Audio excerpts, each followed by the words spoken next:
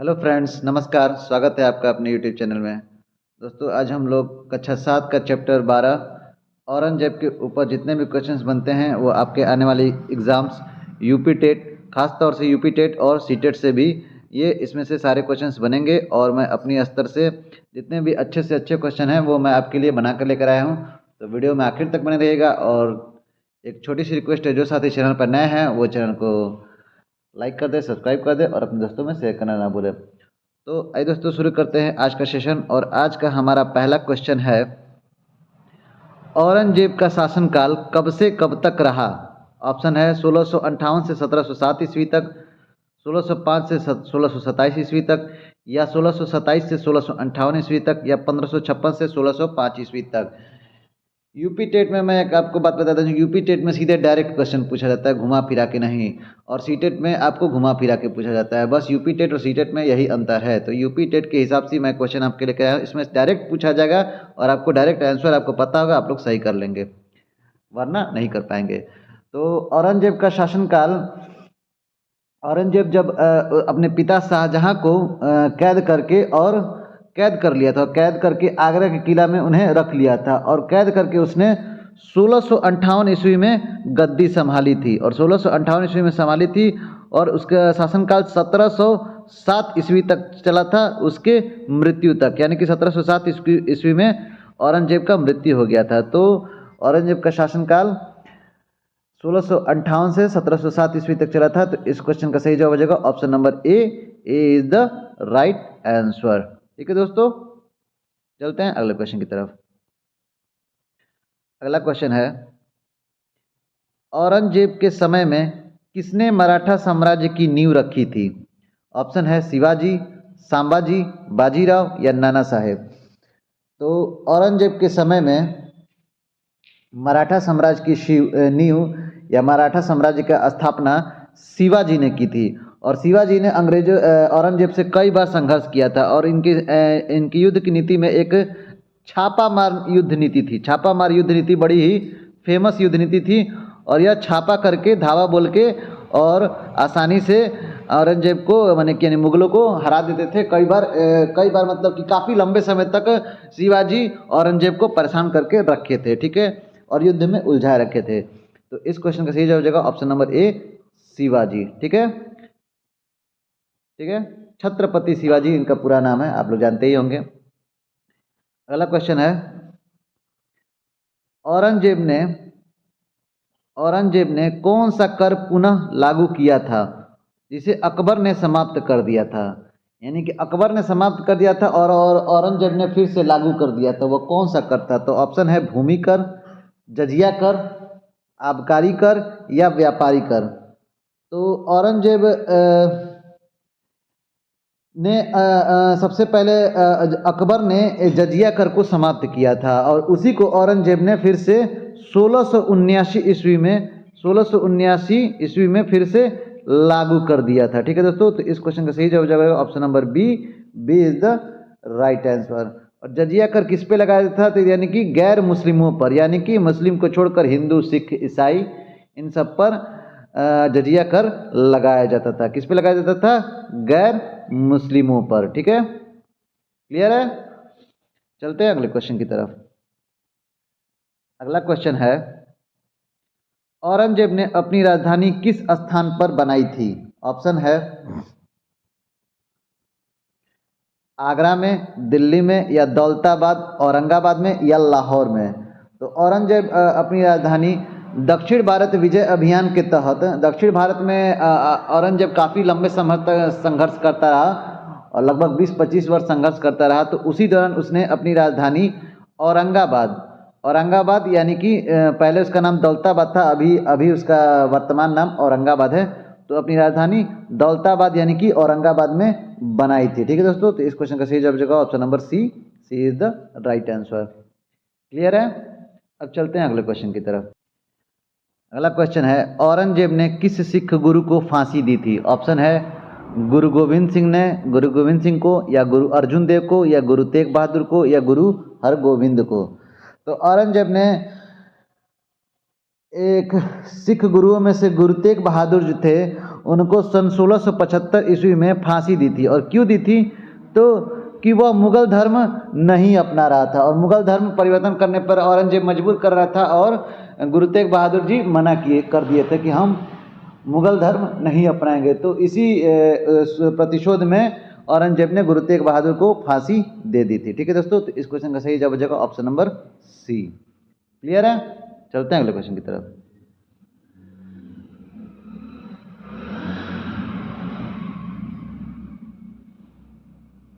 अगला क्वेश्चन है, औरंगजेब ने किस राज्य को मुगल साम्राज्य में मिलाया था? ऑप्शन है अहोम यानी असम को, बीजापुर को, गोलकुंडा को या उपरोक्त सभी यानी कि सभी को।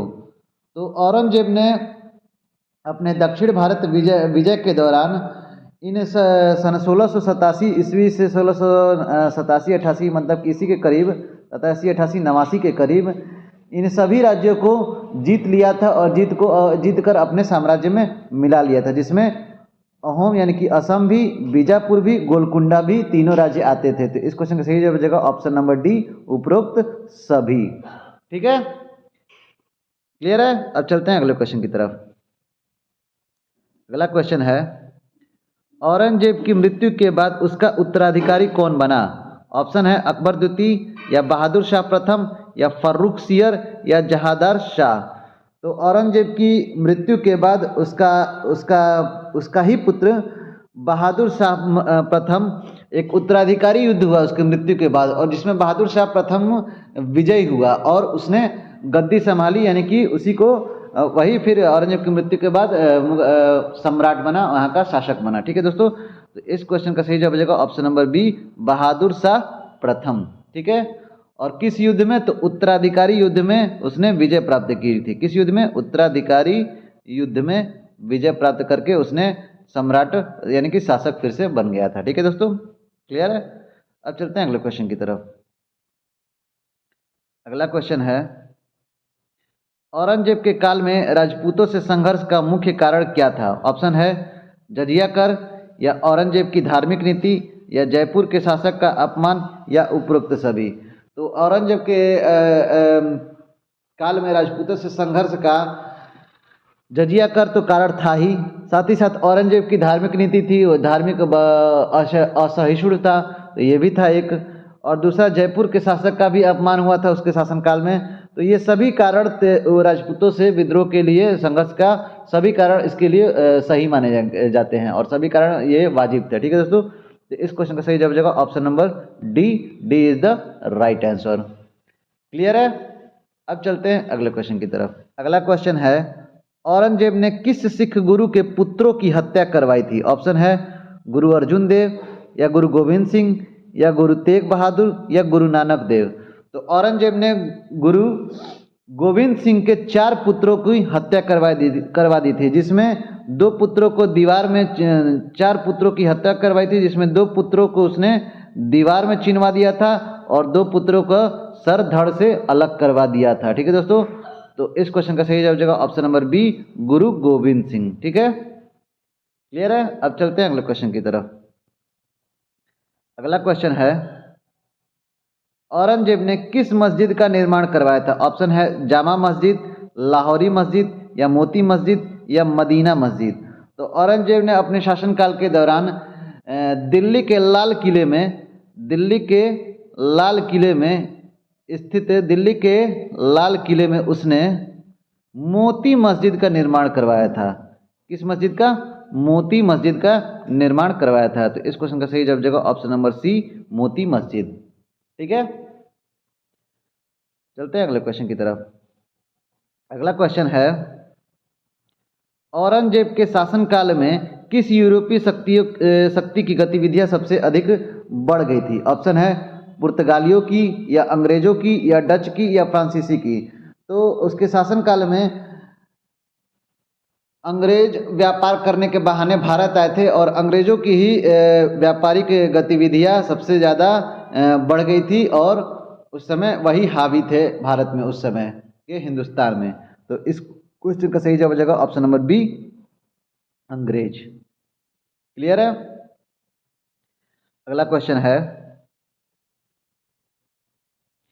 औरंगजेब की मृत्यु के बाद मुगल साम्राज्य का पतन क्यों हुआ? ऑप्शन है उत्तराधिकार के युद्धों से, या धार्मिक असहिष्णुता से, या आर्थिक संकट से, या उपरोक्त सभी। तो जैसा कि मैंने बताया कि अभी मैंने बताया कि औरंगजेब की मृत्यु के बाद एक उत्तराधिकारी युद्ध हुआ था जिसमें बहादुर शाह प्रथम विजयी हुआ था और उसमें उसने सम्राट बना था, तो ये कारण तो था ही।